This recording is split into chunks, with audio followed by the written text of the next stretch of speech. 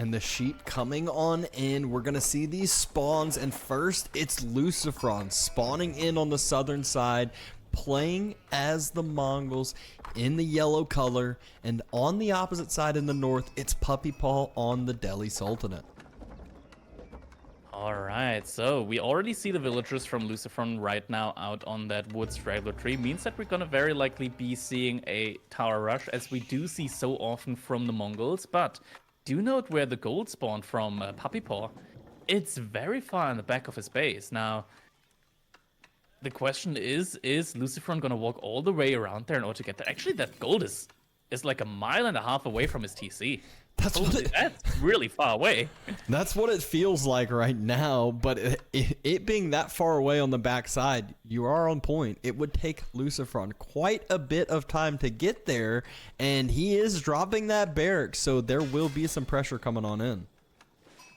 Yeah, these brothers from different mothers and fathers, TM, gonna be duking it out here in this one, and this is gonna be interesting. I mean, the way the map spawned, I'm not sure if maybe LucifroN just potentially decides to go for an outpost on the berries and the woodline instead. Might make a little bit more sense here for him, especially considering that once the Delhi get the gold that they need to age up anyways, they're unlikely to need more gold after that, at least not immediately, as all their upgrades at least don't cost any gold for them, or any resources at all for that matter.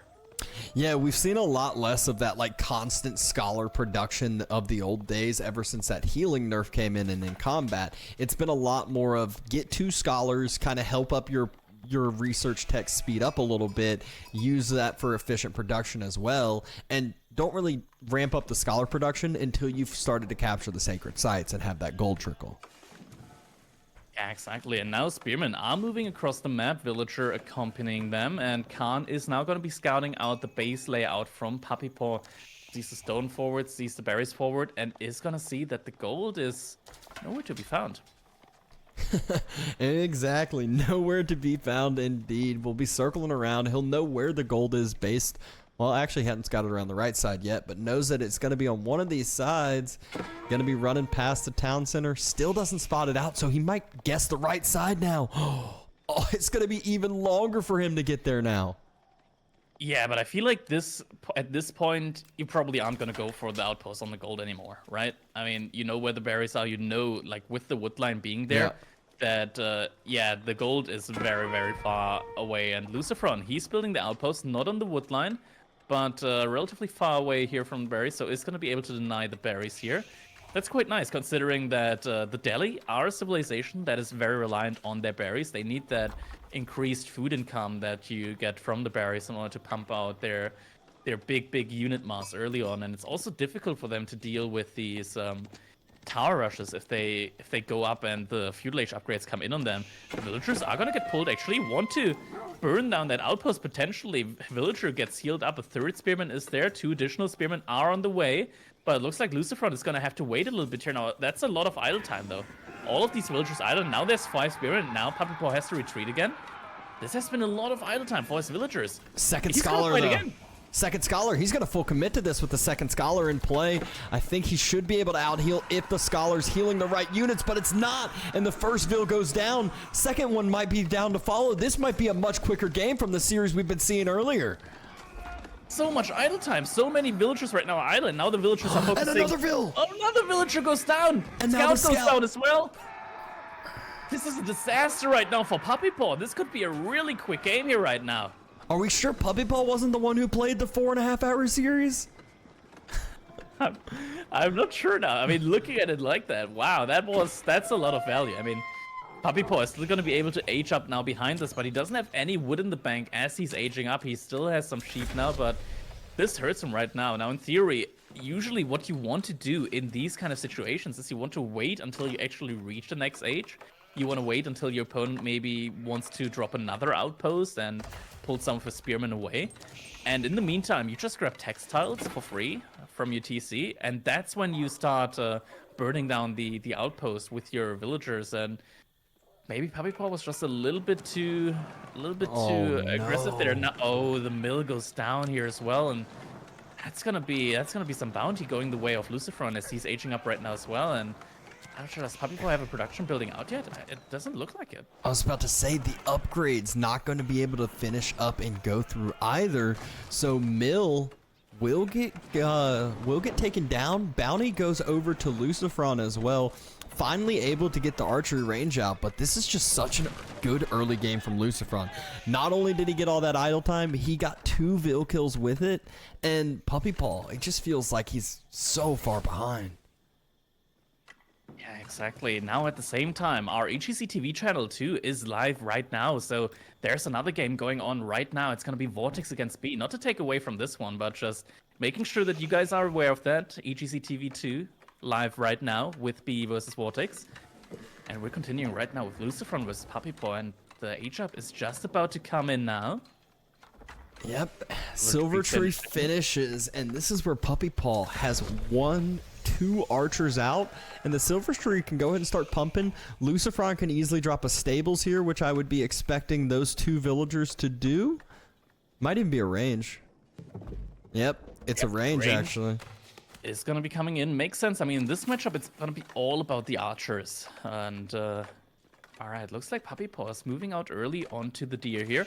Now, a good thing for the deli is that when they cancel or when they lose a building that's researching a technology, the progress on that research actually isn't reset. So if you research something and you cancel it at like 80%, and then you start researching it again, it's gonna continue from 80%.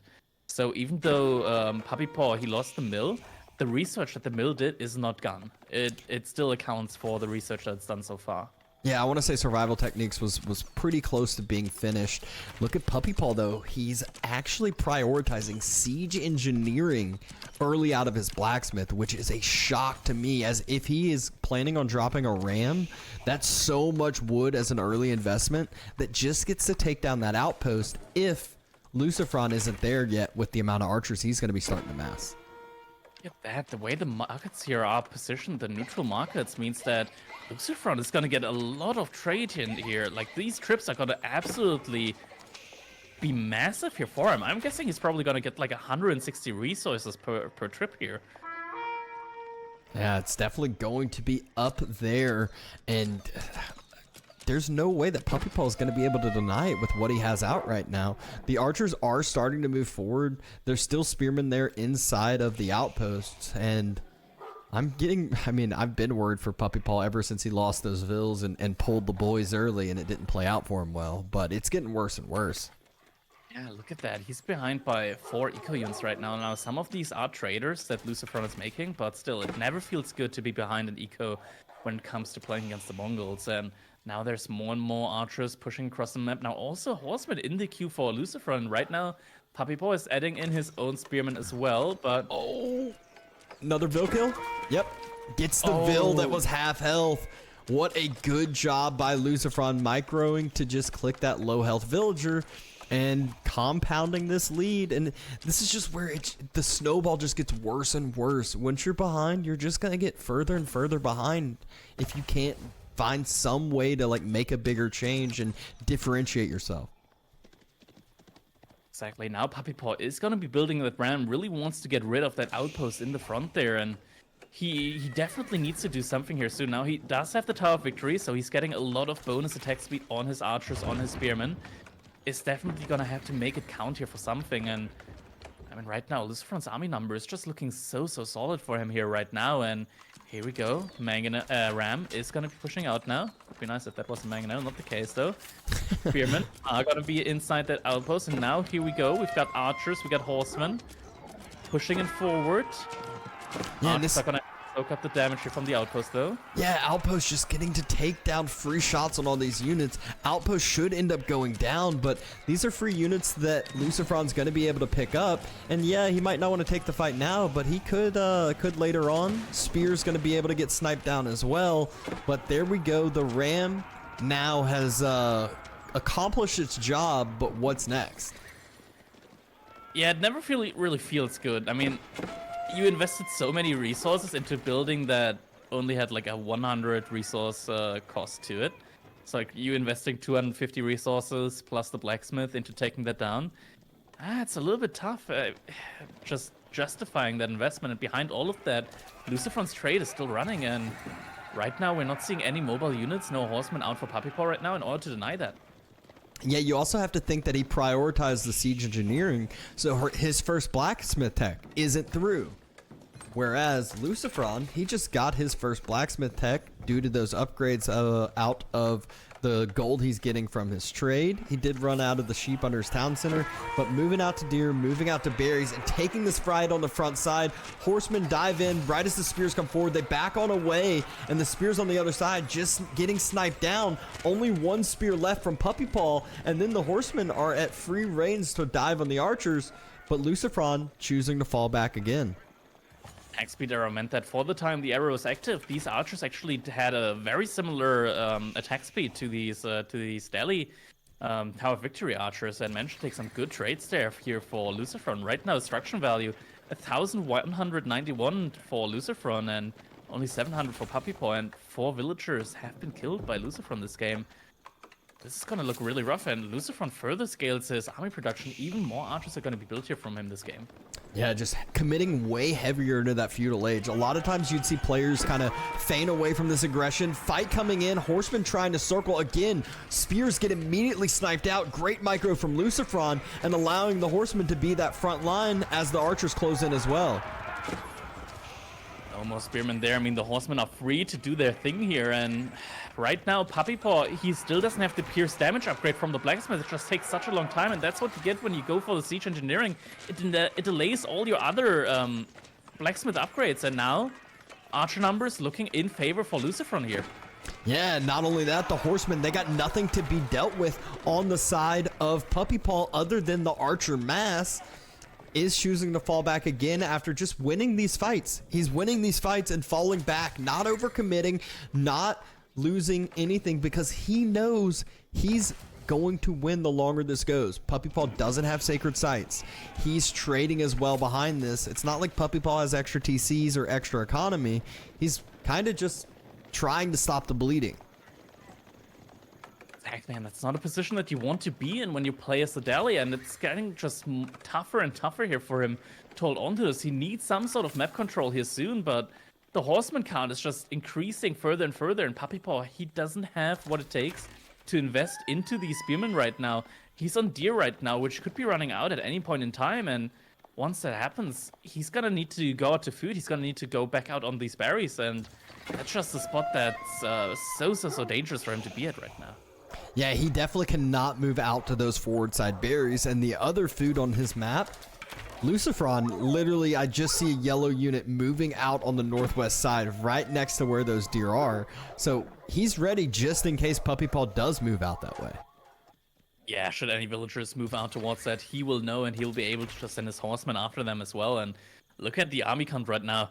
Just so many horsemen out in the field right now, and Puppypaw keeps making more and more archers. Now, these archers, they are really strong. But without the blacksmith upgrades, it's halfway done yet. But if a fight happens here soon, he's gonna be taking the short end of the stick, and there it goes. I mean, can't just be able to scout there, and knows that Puppypaw only has archers right now. Yeah, and this is where LucifroN about to be able to drop castle, but still could take this fight and win this fight with going castle behind it. Horseman diving in out of that stealth force, coming completely blind. Puppypaw couldn't see it, and the horseman not able to get a good surround. Berry bushes, annoying as can be in this fight. Great body blockers there, and actually helping out Puppypaw quite a bit. A little bit, but now Step Redoubt is coming in for LucifroN, and he's gonna be happy to take this fight as soon as he clears out the archers. He's just gonna be flooding units into Puppypaw's economy as soon as he's aging up. I mean, the horsemen right now, they're just a meat shield, and archer numbers already start thinning out right now for Puppypaw. Yeah, and if we thought that horsemen were going to be annoying during this, imagine once double production lancers start coming out, because that is going to be my guess from LucifroN. He doesn't have the stone right now, but maybe if he saves some up, and even still, even if it's just single production lancers, it's going to be more than good enough to take this over. Yeah, exactly. I mean, Uwu has run out for LucifroN from the looks of it, so is gonna have to replace it at some point. Doesn't have the wood for it right now, but looks like his economy is mostly focused on just getting that gold, getting that food right now, and just tries to push out as many units as possible as soon as that age up finishes.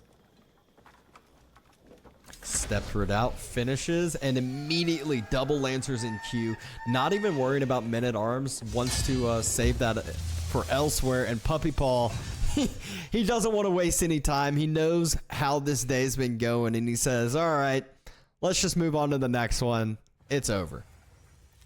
Yeah, that game started off really, really rough for him, and Puppypaw knows that in these at this level, like stuff like this, when stuff like this happens, when all of his idle time gets caused, it just escalates further and further into the later stages of the game, and LucifroN able to take the first game here with a really convincing victory. Yeah, that was one we definitely kind of saw it being over from the way that tower rush ended out, but still a great job, a great attempted hold from Puppy, but Mongols with trade behind it and the early aggression proved to be a little too much.